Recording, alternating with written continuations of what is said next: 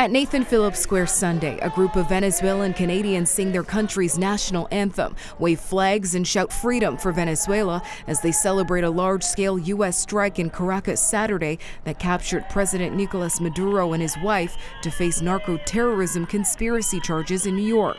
It's very difficult because we understand, like, if you see like a war in a country, you might think we are not agree with this, but we've been fighting for 26 years now in Venezuela.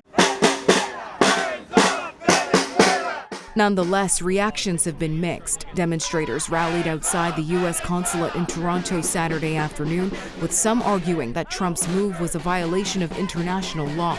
I've been talking to my family all night long, and a lot of people are not happy with what's happening.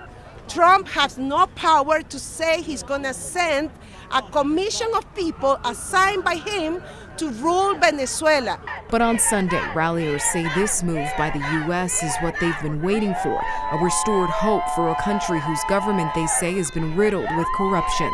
We are just calling for Venezuela to be free. People who are actually holding Venezuela hostage to respect the decision of the people of Venezuela and let the legitimate government take place and take over the control of the country. This is about the reality, the basic needs of Venezuelans. We need freedom, we need food, we need health, education, and the right to work.